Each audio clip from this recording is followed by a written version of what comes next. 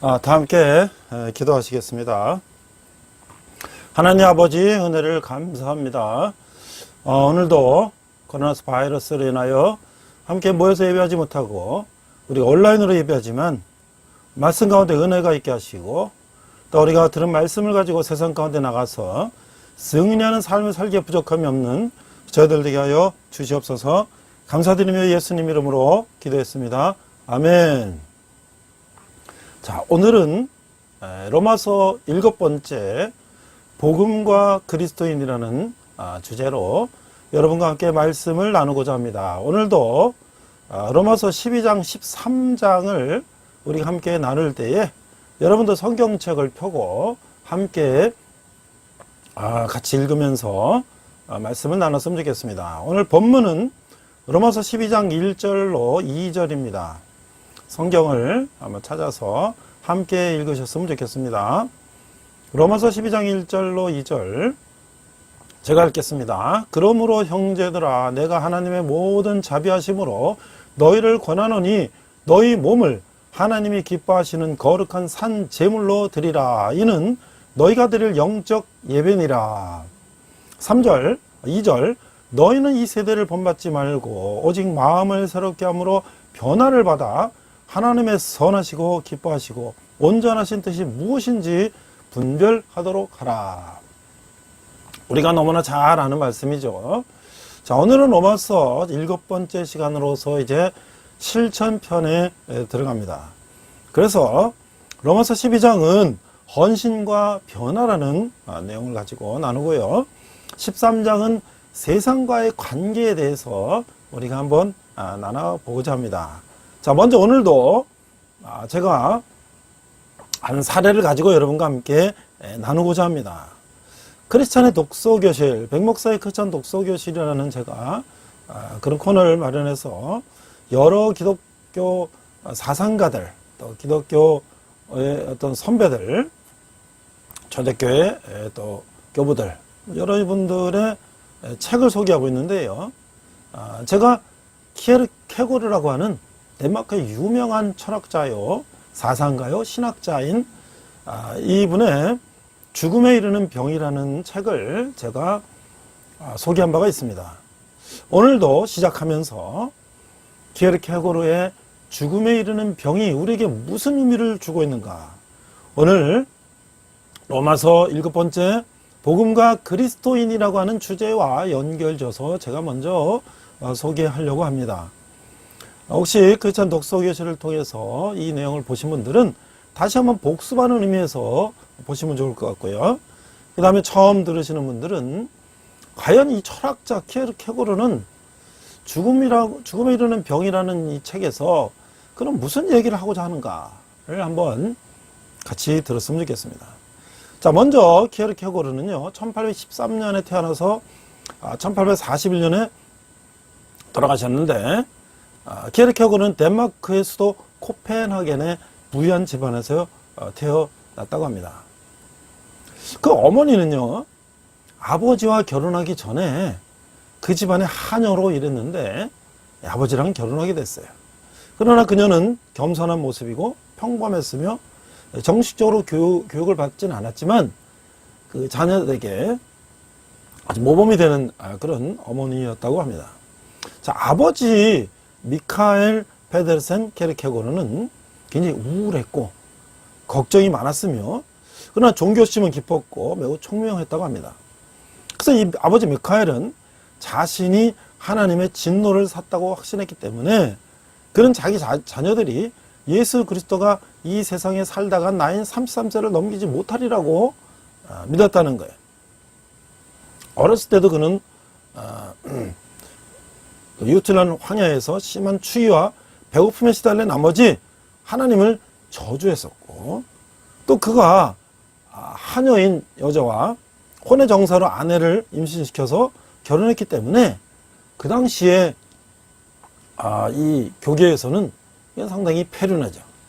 그래서 자기는 처벌을 받을 수밖에 없다고 생각해서 그의 7 자녀 중 상당수가 일찍 죽고 또 그 2명이 33살, 그러니까 키에르케고르의 형인 페트로와 이 쉐렌 두 형제가 그래도 33살을 넘어서 살아있음을 보면서 자기가 혼자 생각했던 그 믿음이 틀렸다는 것을 이제 생각하면서 그 믿음이 변화되기 시작했다는 거예요. 자, 그래서 이 형은, 페테르는 이제 신학자로 정부에서도 활동했고 루터교 주교로도 지냈다는 거예요. 아버지는 예수 그리스도의 은총으로 자신의 죄를 용서받고 영혼의 구원을 받아서 영원한 행복을 얻고자 했던 개신교, 독실한 개신교 신자였습니다. 독실한 개신교 신자로서 미카엘은 막내 아들 쉐렌에게 엄격한 개신교 교육을 베풀었습니다. 아버지는 아들에게 예수 그리스도를 믿는 사람이 되라고 말하곤 했으며 아들이 신학교를 나와 개신교 목사가 되기를 원했다고 합니다.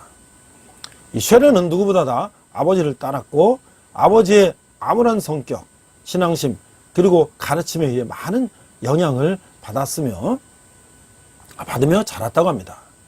그 쉐렌의 암울한 성격과 어떻게 진실한 그리스도인이 될 수 있는가라는 평생의 문제의식은 아버지로부터 고스란히 물려받은 것이라는 거예요. 그래서 그 나중에 그 저술한 위대한 작품들은 아버지로부터 물려받은 이런 유산의 산물이라고 할 수가 있다는 것이죠. 어린 시절부터 이런 죄와 아버지로부터 자신이 이런 죄와의 관계를 보았기 때문에 키에르케고르는 여러 작품에 그 경험을 반영할 수밖에 없었다는 거예요. 키에르케고르의 아버지는 때때로 종교적인 우울증에 시달렸음에도 불구하고 키에르케고르와의 관계는 상당히 가까운 사이였다는 거예요. 키에르케고르는 그의 아버지와 함께 놀면서 상상력을 키워나갔던 것입니다. 키에르케고르의 아버지는 82세의 나이로 1838년 사망하였습니다.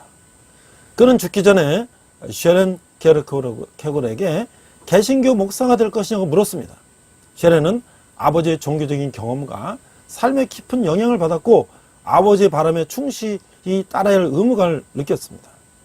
그는 아버지가 돌아가신 다음에 이렇게 적었습니다. 나의 아버지는 수요일에 돌아가셨다.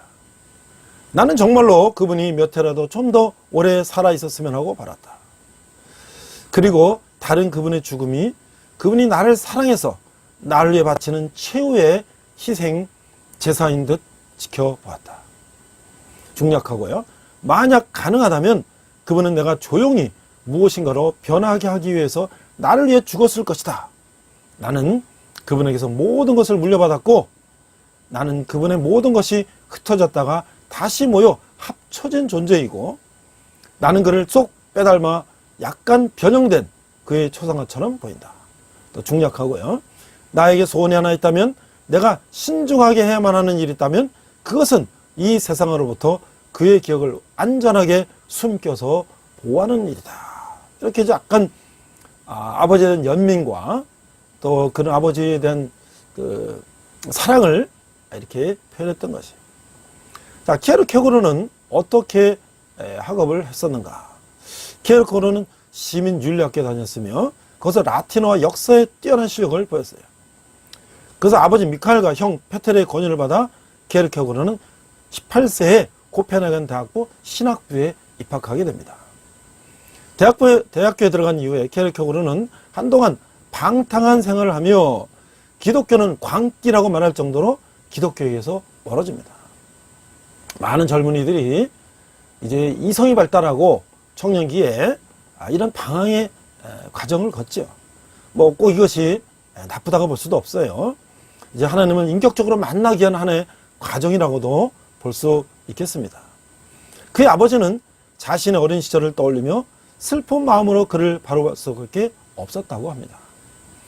키에르케고르에게 파멸의 시기는 1830년 자살 미수 사건으로 절정에 이르지만 이 사건 이후에 그는 점차 안정을 되찾았다고 합니다.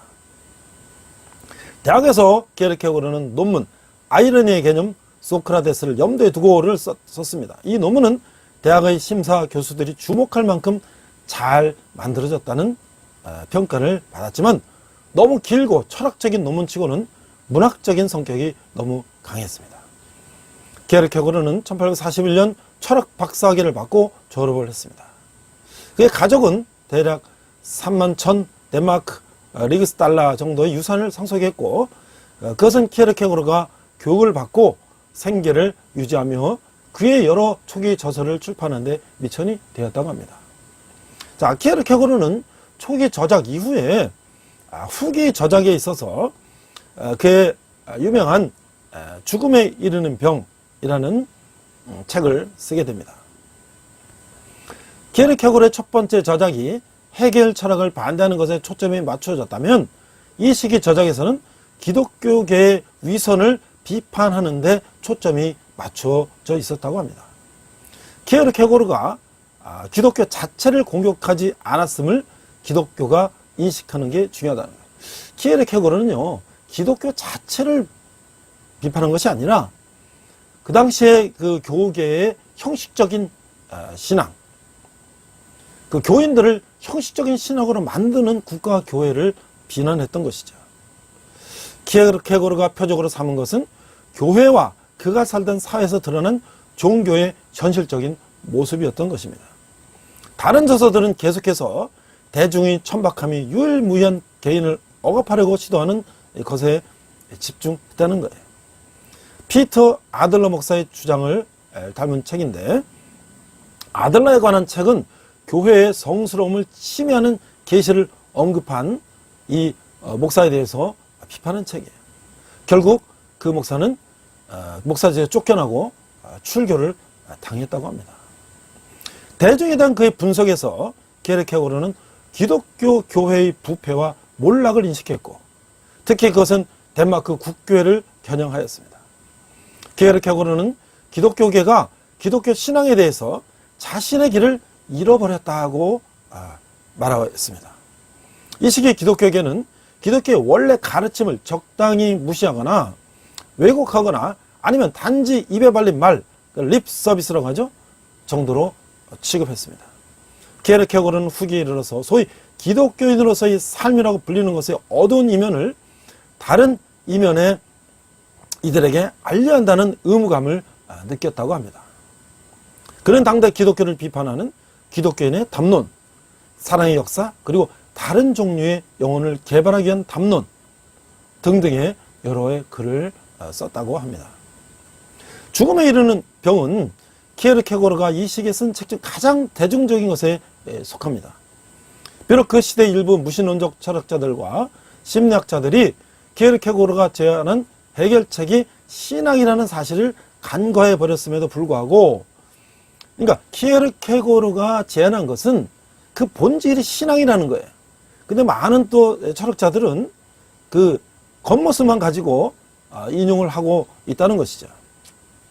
그의 분석은 또한 뒤이어서 등장하는 철학자들이 설명과 우열을 다투었는데, 예를 들면 마틴 하이데커의 실존적인 죄 개념과 장폴 사르트르의 사르트르와 불신, 이런 것들이 뒤이었다는 거예요. 자, 1848년 게르케고르는 기독교의 실천, 자기 반성을 위하여, 그리고 너 스스로를 판단하라와 같은 그의 책에서 덴마크 국교회를 공격하기 시작했습니다. 그 책들을 통해 그는 기독교인들이 본받아야 할 모범으로 예수를 제시하면서 기독교의 진정한 본질을 설명하려고 시도하였다고 합니다. 기독교에 대한 공격을 그가 하자 게르케고르는 덴마크 교회의 그리스도인들이 성서를 인용할 때에 성서 본문의 뜻과는 아무 상관이 없는 엉뚱한 해석을 하는 문제를 지적했습니다. 성서를 자신의 견해를 정당하기 위한 도구로 이용하는 성서의 도구화에 대해서 비판한 것이죠. 실제로 게르케고르는 자신이 다니는 교회 목사가 예수가 나사로를 살릴 때에 그의 시신을 옮기게 했다는 요한복음서 이야기를 인용해서 묘지를 이동시키도록 한 묘지법을 지지한 일을 자신의 책에서 인용하기도 했습니다. 게르케고르는 이제 말년에 거리에서 쓰러졌고 결국 병원으로 실려갔습니다. 그는 병원에서 한 달도 넘게 입원해 있었습니다. 그래서 그는 그의 단지 공무원에 불과할 뿐 신의 종이 아니라고 여겼던 목사에게서 만찬을 받는 것을 거절했습니다. 그는 에밀 보에센과 이야기를 나누었습니다. 에밀은 키에르케고르와 어렸을 때부터 친구였고 키에르케고르와 대화를 기록했으며 그 자신의 목사인 사람이었습니다. 키에르케고르는 그에게 자신의 삶은 엄청나고 알 수 없는 고통을 지른 것이었다고 언급하였습니다. 다른 사람에게서 그것도 아무것도 아닌 것처럼 보여지겠지만 자신에게는 그렇지 않다고 말했습니다. 키에르케고르는 한 달을 넘게 곳에 있다가 브레드릭 병원에서 젊은 나이에 사망을 했습니다. 그는 코펜하겐에 있는 네베브로 구역의 아시텐스 묘지에 묻혔습니다. 키에르케고르의 장례식에서 그의 조카인 헬릭 룬트는 소란을 피웠어요. 키에르케고르가 그의 삶에서 비난하고 그로부터 탈출하고 애썼던 것이 덴마크의 국교회인데 그 교회가 키에르케고르를 묻는 것에 반발했기 때문이었다고 합니다. 얼마 후 룬트는 그런 사항을 받아들이게 됐습니다. 그는 세상을 떠나며 폭탄이 터져 불이 일어날 것이라고 예언했습니다. 그의 예언대로 그의 사상은 현대 실존주의 철학과 변증법적 신학에 불을 당겼습니다. 이제 그의 사상을 빼고는 현대 실존주의 철학과 변증법적 신학은 말할 것도 없고 이와 직간접적으로 관련이 있는 현대 철학을 논하는 것은 불가능한 일이 되었다고 합니다. 마지막으로 제가 키에르케고르를 이제 조사하면서 키에르케고르는 그의 말년에 이르러 덴마크 루터교회 조직을 공격했습니다. 그는 국가가 설립한 국가교회가 개인들에게 해롭다고 여겼던 것입니다. 위에서 언급한 대로 키에르케고르는 말년에 이르러 지속적으로 정치적인 실체로서의 덴마크 교계와 국가교회를 비판했습니다. 19세기 대부분 덴마크인들은 덴마크의 시민이자 필수적으로 덴마크 국가교회의 구성원이었습니다. 키에르케고르는 이러한 국가교회 연합을 받아들일 수 없었고 그것이 기독교의 진정한 의미를 왜곡시킨다고 봤던 것입니다. 그의 비판에서 가장 중요한 요점은 다음과 같습니다. 교회 모임은 무의미하다. 모임의 사상은 개인들을 어린아이로 유지시킨다. 왜냐하면 기독교인들은 그들이 신과 맺는 관계에서 책임을 지고 주도권을 갖는 것을 꺼려하기 때문이다. 이게 굉장히 중요한 얘기인데요. 키에르케고르는 이렇게 얘기했습니다. 기독교인은 개인이고 여기에 있는 단독자이다. 자, 이 번역이 조금 이해하기 어렵죠. 자, 영어로 보면 Christianity is the individual. 그러니까 기독교로 하는 것은 개인적인 것이라는 거죠. Here, 여기 the single individual. 여기에 바로 나 개인, 단독자가 있다는 것이에요. 그러니까 하나님 앞에 내가 단독자로 선다는 것이죠. 기독교계, 덴마크 교계는 세속화되고 정치화되어 있다. 교회가 국가에 조정되어 온 이래로 키에르케고르는 국가교회의 관료적인 임무가 구성원의 숫자를 늘리고 구성원의 복지를 감독하는 것이라고 믿었습니다. 그 밑바탕에는 좀 더 많은 구성원들이 모여들수록 성직자는 더 큰 힘을 갖게 된다는 부패한 생각이 깔려 있다는 것이에요. 이 임무는 전체가 아니라 개인을 강조하는 기독교의 진정한 가르침에 비춰보면 이상하기 짝이 없는 것이라는 거예요. 기독교 국가교회는 텅 빈 종교가 되었다. 따라서 정치적 구조로서의 국가교회는 개인에게 무례하고 해를 끼친다. 왜냐하면 많은 사람들이 기독교인이 무엇을 의미하는 것인지 모른 채 기독교인이 될 수 있기 때문이라는 것이에요. 또한 국가교회는 종교 그 자체를 손상시키는 것이다. 왜냐하면 그것은 믿는 사람들, 그러니까 믿지 않는 믿는 사람들, 즉 사람들의 돼지떼 정신에 따라서 기독교를 단지 사교의 전통 정도로 격화시키기 때문이라는 거예요. 그래서 키에르케고르는 다음과 같이 말했습니다. 만약에 교회가 국가로부터 자유롭다면 모든 것이 좋다. 나는 즉각적으로 이 상황을 적합하게 할 수 있다. 그러나 만약에 교회가 정치적으로 해방된다면 나는 다음 같은 질문을 던져야만 한다. 무슨 의미에 의해서 어떠한 방법으로 종교적 운동은 종교적으로 이루어져야만 한다. 그렇지 않다면 그것은 가짜다. 결과적으로 피를 흘리거나 그렇지 않거나 간에 해방은 고난을 통해서 와야만 한다. 그것을 구입하는 데 지불할 값은 정신적인 태도이다. 하지만 고난 없이 교회가 세속적인 의미에서 교회가 해방되기를 희망하는 사람들은 전체 세계의 조화를 위해 인내라는 가장 끔찍한 인내라는 개념을 도입하였다. 이 세계에서 인내는 무관심 같고 그것은 기독교에 반대하는 가장 끔찍한 공격이다. 국가적으로 설립된 교회의 교리와 그것의 조직은 둘 다 정말 매우 좋다. 그러나 우리 삶에서 그것들은 정말 가정스럽다. 이렇게까지 표현했죠. 기독교 교회의 무능과 부패를 비판하는 모습에서 키에르케고르는 기독교를 비판하는 프리드리히 니체 같은 철학자의 등장을 예견하는 것처럼 보입니다. 나는 묻는다. 우리가 신약 성서에 따라서 우리 스스로를 기독교인이라고 부르면서 그렇게 되어야 하는 것처럼 모든 것을 관통하는 기준으로 삼아 행동하는 것을 지속할 때 그것은 무슨 뜻인가?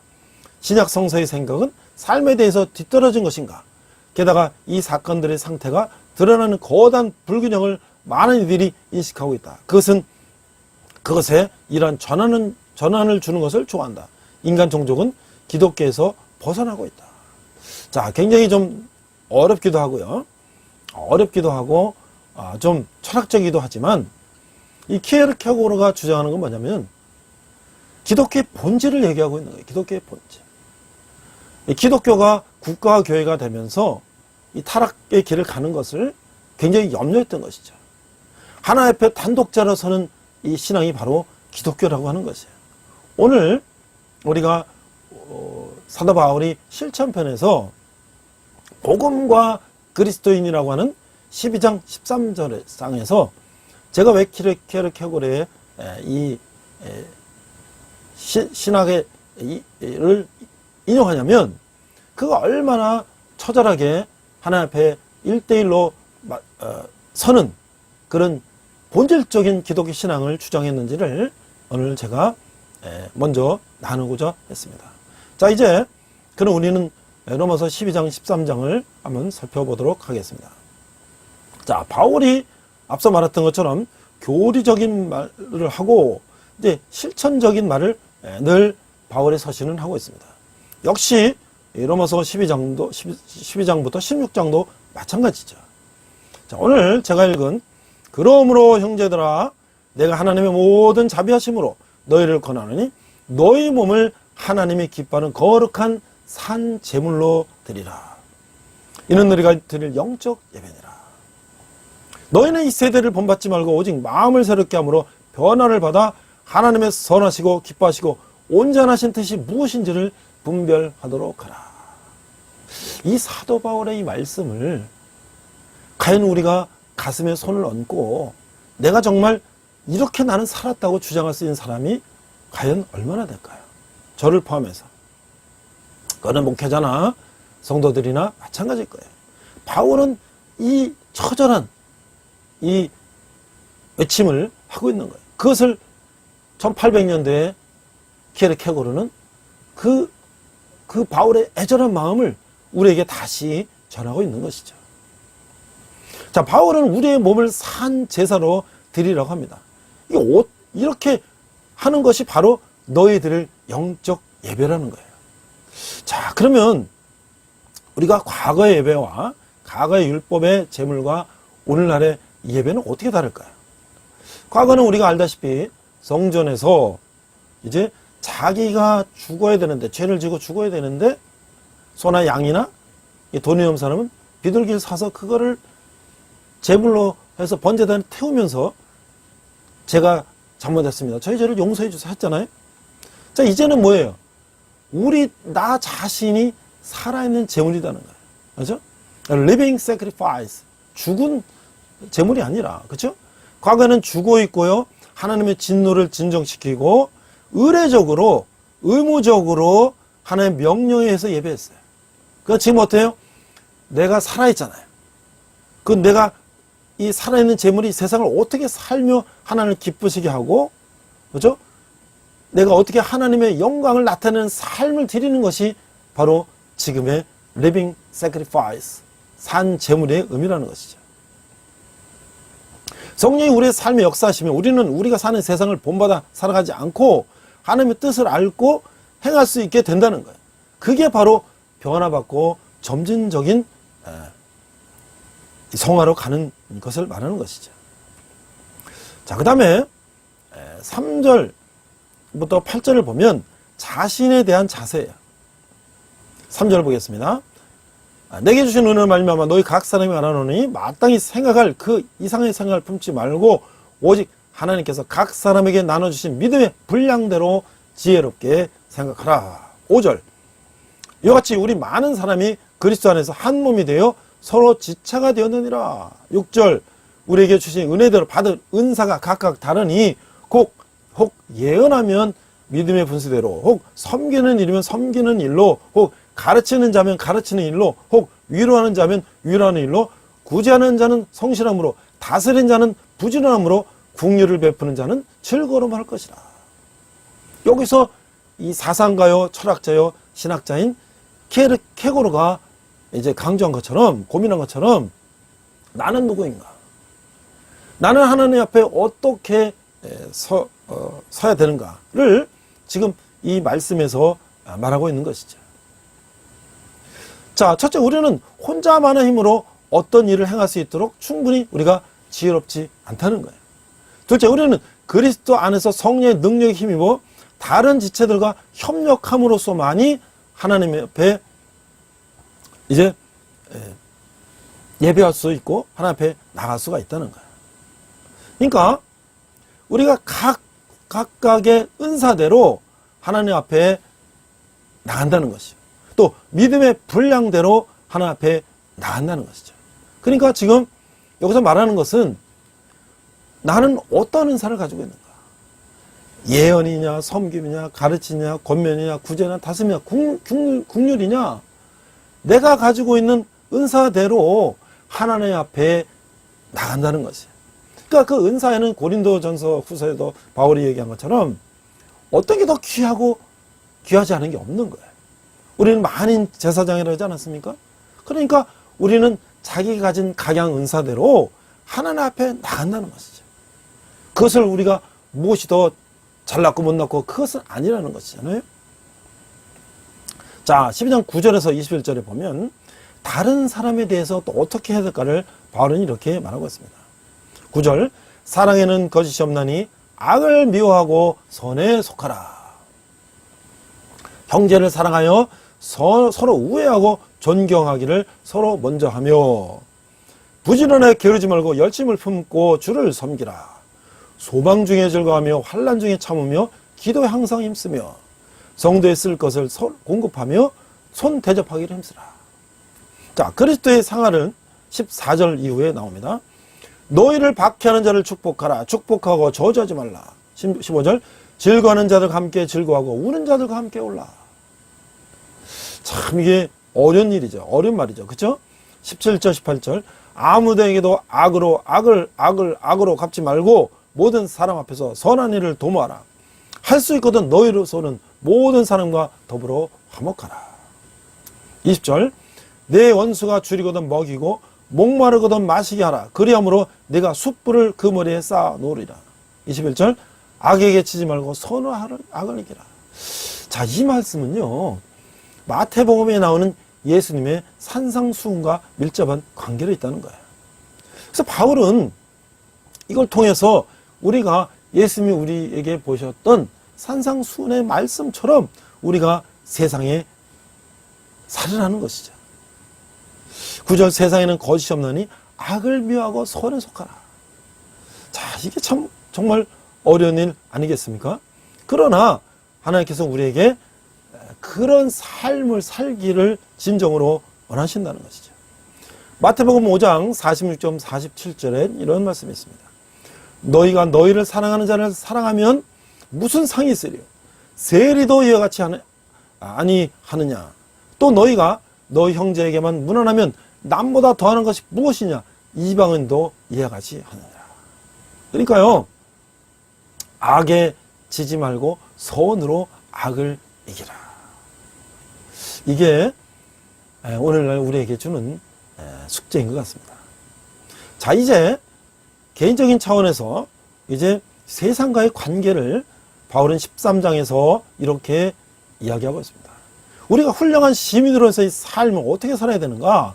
13장 1절 각 사람은 위에 있는 권세들에게 복종하라.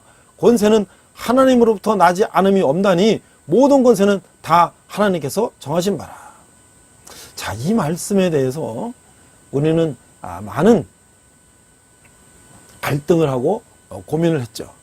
그러면 로마의 네로 황제에도 복종하라는 것이냐? 저 북한의 김일성, 김정일, 김정은 집단에도 복종하라는 것이냐? 아니죠. 그것은 아니죠.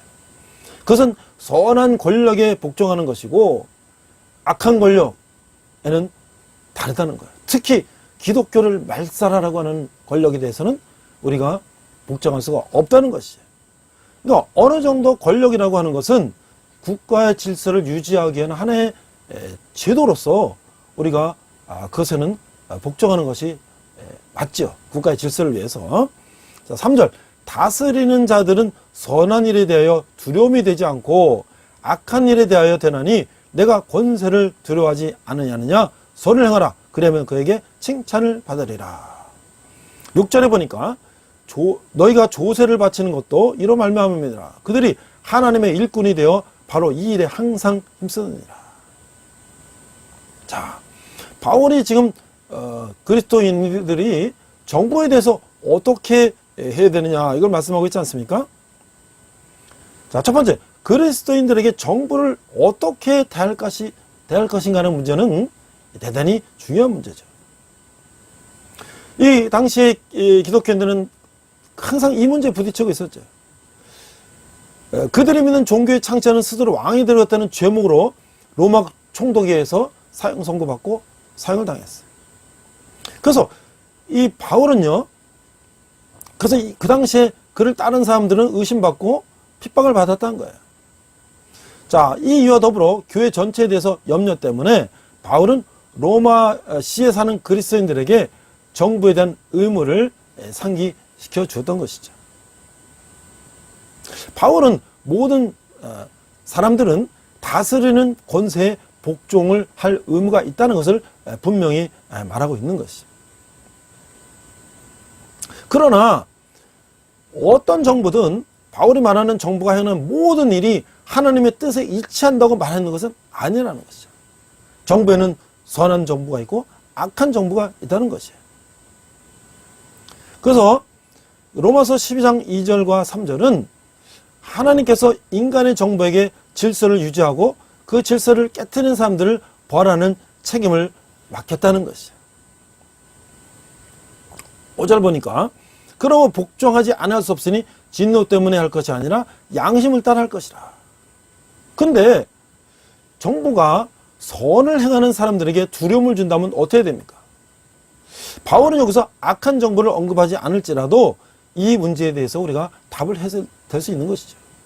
예수님은 가이사의 것은 가이사에게 주고 하나님의 것은 하나님에게 드리라고 마태복음 22장 21절에 가르쳤습니다. 그래서 납세의 원리에 대해서 말씀하셨지만 그러나 그것은 세금 바치는 단순한 그 의미를 말씀한 그 이상이라는 것이죠. 자, 그럼 그리스도는 어느까지 정부에 복종할 의미가 있는가 하는 문제를 생각해 보아야 한다는 것이죠. 분명히 로마의 그리스도인들은 어떤 의문을 가졌을 거예요. 그들은 황제를 숭배한다는 법에 복종해야 하는가, 그렇지 않은가, 아니면 하나님의 말씀의 명령대로 하나님을 섬겨야만 하는가 라는 것이죠. 그래서 예수님이 이렇게 말씀하셨습니다. 그런즉 가이사의 것은 가이사에게, 하나님의 것은 하나님에게 바치라. 여기에는 어떤 것에 우선권을 두는가 하는 문제가 있는 것인데요. 베드로와 다른 사도들은 이 문제를 당면했을 때 사람보다 하나님을 순종하는 것이 마땅하다고 말씀한 것이죠. 사도행전 5장 29절 말씀이에요. 사람들의 요구들과 하나님의 명령사에 갈등이 있을 때 베드로의 이 말이 항상 효력이 있다는 것이죠. 하지만 베드로가 당국에 복종하는 것을 거부한 것은 분명히 그들의 명령이 예루살렘에서 시작하여 모든 사람들에게 복음을 전파하는 예수님의 명령에 직접적으로 반대하기 때문인 것이죠. 이것이 우리는 반드시 기억을 해야 된다는 거죠. 정부의 종교 권세자들은 그들에게 예수에 대해서 사람들에게 말하는 것을 중지하라고 명령하였다는 것이죠. 로마서 13장 1절 7절에서 현세의 정부에 대해서 복종과 경의를 강조했다는 점을 특별히 유의하는 것이죠. 그리스도인들이 어떻게 해야 할지 결정하기가 매우 어려운 상황이 발생할 때가 있다는 거예요. 그러나 사람들의 명령이 하나의 명령과 심각하게 갈등을 일으킬 때 우리는 분명히 성령의 인도와 지혜를 따라야 한다는 것이죠. 우리는 그런 상황에 처해 있는 사람들에서 기도하면서 하나님께서 하나님의 방법으로 해결하시라는 것을 잊지 말아야 할 것입니다. 다른 그리스도인들이 좋은 시민으로서 그들의 권리와 의무에 대해서 알도록 우리는 도와주어야 한다는 것이죠. 지금 현 정부에 대해서도 많은 기독교인들이 염려하는 것은 그들이 어떤 정당한 법적 절차와 어떤 순리에 따라서 교회에 대응하는 것이 아니라 어떤 의도를 가지고 교회를 대우가 있다는 의심을 하기 때문에 정부의 어떤 방침에 대해서 이것은 좀 지나치다라고 이야기를 하는 것이죠. 만약에 거기에 불순한 정치적 의도가 있다면 그것은 반드시 비난받아야 마땅하고 모든 것이 객관적으로 투명하게 그런 정책을 교회와 세상에 펼쳐야 되는 것은 정부의 책임이요, 그래서 의무인 것이죠. 마지막으로 사랑으로 결정되는 행동. 로마서 13장 8절에서 10절의 말씀입니다. 이제 마무리합니다. 8절, 피차 사랑의 빛 위에는 아무에게든지 아무 빛도 지지 말라. 남을 사랑하는 자는 율법을 다 이루느니라. 10절, 사랑은 이웃에게 악을 행하지 않으나니 그러므로 사랑은 율법의 안성이니라. 자, 우리가 아무 빛도 지지 말라. 또 이 사랑의 빛 외에는 아무 짓도 비지 말라는 거예요. 시편 37편 21절에 보면 악인은 꾸고 갚지 아니하니라고 돼 있어요. 우리가 뭐를 꾸면은 그것을 갚는 거죠. 그러니까 우리는요, 다른 사람들과 이 권리를 생각하고 그들의 재산을 소중히 여겨야 하는 것이죠. 그래서 어떤 이 재정적인 문제가 이제 이러는 것도 상당히 조심해야 되죠. 그러니까 우리는 서로 사랑 위에는 빚지면 안 된다. 그러니까 우리가 우리 이웃을 우리 자신과 같이 사랑할 수 있게 해주는 것은 오직 성령이 주시는 하나님의 사랑이라는 거죠. 그래서 우리는 하나님과 우리 주위의 동료들에게 이런 사랑의 의무, 이런 기쁨으로 나갈 수 있어야 된다는 거예요. 마지막으로 14장 11절 14절에 보면 시간의 중요성을 얘기하고 있습니다. 또한 너희가 이 시기를 알거니와 자다가 깰 때가 벌써 되었으니 이는 이제 우리의 구원이 처음 믿을 때보다 가까웠습니다. 14절, 오직 주 예수 그리스도를 옷 입고 정욕을 위하여 육신의 일을 도모하지 말라. 이제 마지막에 바울이 얘기하는 것은 우리에게 주어진 시간은 그렇게 많지 않다는 거예요. 우리가 살아있는 동안 우리의 위대한 목적에 합하지 않는 그런 일에 시간을 낭비할 여유가 없다는 거예요. 우리는 우리의 몸을 하나님께 산 제사로 드렸기 때문에 우리에게 주어진 할 일을 하고 바로 지금 그것을 할 때라는 거예요. 제가 젊은이들을 보면 안타까운 마음이 있어요. 게임하고 이런 거 좋아요. 어느 정도 스트레스를 푸는 정도는 좋아요. 그러나 거기에 너무 많은 에너지를 쏟고 있다는 거예요. 그 시간에 책도 보고 생각도 하고 미래를 설계하고 또 자기 전공 관련된 걸 공부하고 이런 것들 얼마나 많은데 그 작은 시간도 낭비하는 것에 대해서 참 안타까운 마음이 있어요. 바울은 자신의 권리와 의무를 던져놓고 잠들어 있는 사람들에 대하여 얘기하고 있습니다. 그들은 자신과 자신의 안위나 즐거움만을 생각하고 있다는 거예요. 그리스도인들 가운데는 겨우 반쯤만 깨어있는 사람도 있어요. 바울은 깨어서 하나님이 우리에게 하라고 하신 일을 하라고 말씀하고 있습니다. 왜 그래야 됩니까? 우리에게는 남아있는 시간이 얼마 없기 때문에 그래요. 미국 유명한 사상가 벤자민 프랭클린은 시간을 낭비하지 말라. 인생이 바로 그 시간으로 모여서 이루어진 것이다 라고 말씀하고 있다는 것이죠. 12절, 밤이 깊고 낮이 가까웠으니 그러므로 우리가 어둠의 이를 벗고 빛의 갑옷을 입어라 하는 것이죠. 자, 태양이 어둠을 몰아내듯이 세상의 빛인 그리스도가 오셔서 그의 빛이 나라를 세울 때 어둠을 몰아내듯이 세상의 빛인 그리스도가 오셔서 그의 빛이 나라를 세우실 때 어둠은 끝나게 된다는 거예요. 그래서 이 그리스도의 빛, 요한일서, 우리는 그런 빛 가운데 행하라고 말씀하고 있는 거예요. 요한일서 1장 5절, 6절, 7절 읽어보겠습니다. 우리가 그에게서 듣고 너에게 전하는 소식은 이것이니 곧 하나님은 빛이시라 그에게는 어둠이 조금도 없으시다는 것이니라. 만일 우리가 하나님과 사귐이 있다 하고 어둠에 행하면 거짓말을 하고 진리를 행하지 아니함이거니와 7절 그가 빛 가운데 계신 것 같이 우리도 빛 가운데 행하면 우리가 서로 사귐이 있고 그의 아들 예수의 피가 우리를 모든 죄에서 깨끗하게 하실 것이라. 그렇죠? 바울이 오직 예수 그리스도를 옷 입고 정욕을 위하여 육신의 일을 도모하지 말라고 하는 것이. 갈라디아 3장 27절에 누구든지 그리스도와 합하기 위해 세례를 받은 자는 그리스도로 옷 입었느니라. 그렇죠? 오늘 우리가 복음과 그리스도인이라는 이 말씀을 통해서 정말 우리가 우리 자신을 산 제물로 드리고, 그렇죠? 또 우리가 이웃에게 이 사랑에는 비치지 말고 서로 사랑하며, 그렇죠? 또 국가에 대해서 어떤 생각을 가지고 살아야 하며 우리가 시간을 아껴서 우리가 공부하고 미래를 준비하고 또 우리가 복음을 전하고 그런 삶을 살라고 하는 이 사도 바울의 절절한 이 말씀을 오늘도 우리가 한번 깊이 생각하는 저와 여러분이 됐으면 좋겠습니다. 우리 한번 기도하겠습니다. 하나님 아버지의 은혜를 감사합니다.